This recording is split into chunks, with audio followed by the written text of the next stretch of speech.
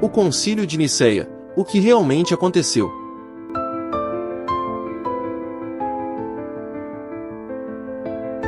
O Concílio de Nicéia, realizado no ano 325 d.C., foi um dos eventos mais importantes da história do cristianismo e teve um impacto profundo na forma como a fé cristã seria estruturada e compreendida pelos séculos seguintes.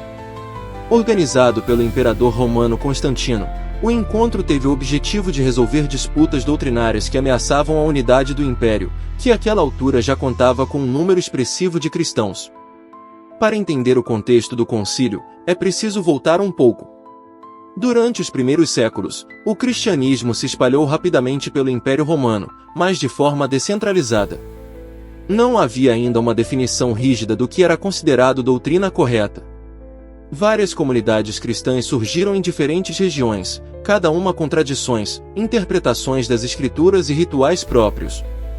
Isso fez com que, naturalmente, diferentes correntes de pensamento florescessem, algumas das quais entrariam em choque direto. Uma das controvérsias mais fortes que emergiu foi a questão da natureza de Jesus Cristo. Afinal, ele era Deus em essência, igual ao Pai, ou um ser criado, inferior a Deus? Esse debate tomou grandes proporções por volta do início do século IV, principalmente por causa do presbítero Ário, de Alexandria. Ário defendia que Jesus, o Filho, não existia desde sempre, mas havia sido criado por Deus Pai antes de todas as coisas. Para ele, o Filho era divino, mas não era eterno como o Pai, portanto não compartilhava exatamente da mesma essência. Essa visão preocupava muitos bispos, que viam aí uma ameaça ao próprio coração da fé cristã, pois questionava a divindade plena de Cristo. Entre os maiores opositores de Ário estava Atanásio, também de Alexandria, que argumentava que Jesus Cristo era coeterno e consubstancial ao Pai, ou seja, da mesma substância e essência divina. Diante do risco de que essas disputas doutrinárias dividissem o cristianismo, o que por consequência poderia desestabilizar a unidade política do império, o imperador Constantino decidiu intervir. Convertido recentemente ao cristianismo, Constantino via na fé cristã uma ferramenta importante para unificar seus domínios. Ele convocou então o primeiro concílio ecumênico da história da Igreja, que aconteceu na cidade de Nicéia, na Ásia Menor, hoje conhecida como Iznik, na Turquia. Cerca de 300 bispos e líderes da Igreja de várias partes do Império compareceram. O encontro foi financiado pelo próprio imperador, que além de arcar com os custos do deslocamento e estadia, também presidiu parte das sessões, mesmo não sendo teólogo.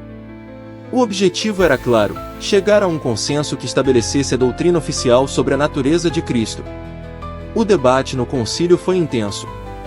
De um lado, estavam os defensores do arianismo, liderados pelo próprio Ário e seus apoiadores, que insistiam que o Filho era subordinado ao Pai, criado antes de tudo e não eterno.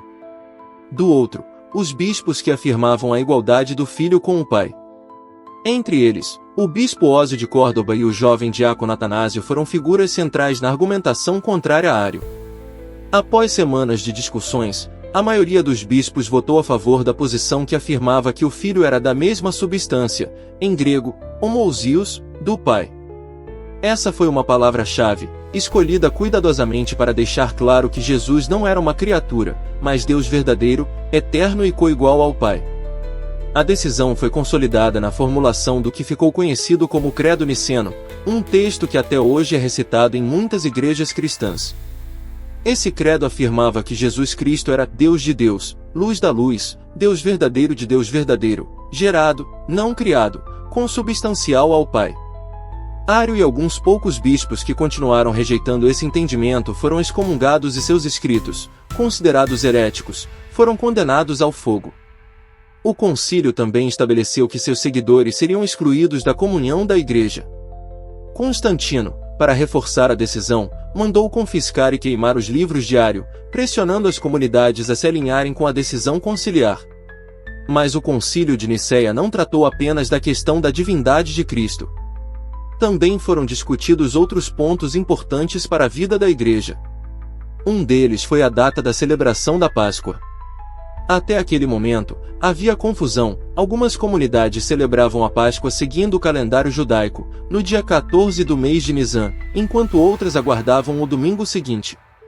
O concílio decidiu unificar a prática para o primeiro domingo após a lua cheia que ocorre depois do equinócio da primavera no hemisfério norte.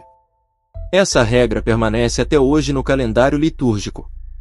Além disso, o concílio elaborou 20 cânones disciplinares, tratando de questões práticas, como a readmissão de hereges arrependidos, o comportamento do clero, e regras sobre ordenações e jurisdição eclesiástica.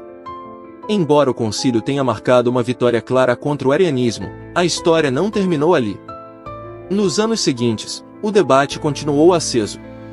O próprio imperador Constantino, por pressões políticas, acabou permitindo o retorno de alguns bispos arianos do exílio. Seu filho e sucessor, Constâncio II, chegou a apoiar o arianismo, o que fez com que durante algumas décadas a controvérsia continuasse forte. Foi só nos concílios posteriores, especialmente em Constantinopla, no ano 381, que a doutrina nicena foi plenamente consolidada e reforçada. É importante destacar que o Concílio de Nicéia não foi uma invenção do cristianismo, como algumas teorias modernas tentam dizer. Não foi ali que decidiram pela primeira vez que Jesus era Deus, tampouco criaram a Bíblia ou escolheram quais livros ficariam e quais seriam eliminados. A crença na divindade de Cristo já existia desde os primeiros séculos, e o que Nicéia fez foi formalizar e proteger essa fé contra doutrinas consideradas desviantes. Portanto, o Concílio de Nicéia deve ser entendido como um marco importante na organização do cristianismo, uma resposta institucional às divergências que ameaçavam fragmentar a Igreja. Foi um esforço para manter a unidade doutrinária em meio a interpretações que se espalhavam rapidamente por um império vasto e culturalmente diverso. O resultado desse concílio ecoa até hoje. A expressão consubstancial ao Pai, que aparece no Credo Niceno, continua sendo recitada em missas e cultos ao redor do mundo. O evento também mostrou como a política e a religião estavam entrelaçadas, já que a motivação de Constantino incluía tanto o zelo pela fé quanto o desejo de manter o império unido e estável. No fim, o Concílio de Nicéia foi um encontro de bispos, teólogos e líderes eclesiásticos que, sob a sombra do poder imperial, definiram os rumos da cristandade. Mesmo séculos depois, o impacto dessa assembleia continua sendo estudado, debatido e celebrado por aqueles que desejam compreender as raízes históricas do cristianismo. O Concílio de Nicéia é apenas um dos muitos capítulos fascinantes da história do cristianismo. Ele mostra como questões teológicas podem moldar não apenas crenças individuais, mas também o destino de nações inteiras. Também deixa claro quanto a fé e a política caminharam juntas em momentos cruciais da história. Estudar eventos como esse ajuda a entender não só o passado da Igreja, mas também as raízes de muitos debates atuais. Questões sobre quem foi Jesus, o que significa ser Deus ou homem, continuam sendo levantadas por estudiosos e crentes até hoje. Além disso, o modo como líderes buscaram o consenso em meio a tanta diversidade é um exemplo intrigante de diplomacia religiosa. Se você gosta desse tipo de conteúdo, vale a pena pesquisar sobre outros concílios que vieram depois de Nicéia e aprofundaram ainda mais essas discussões. Assim você vai perceber que a formação daquilo que hoje chamamos de cristianismo foi um processo longo, cheio de disputas, acordos e reinterpretações. E quem sabe isso também possa inspirar um olhar mais compreensivo sobre as diferentes formas de fé que existem no mundo. Obrigado por acompanhar até aqui e até o próximo vídeo.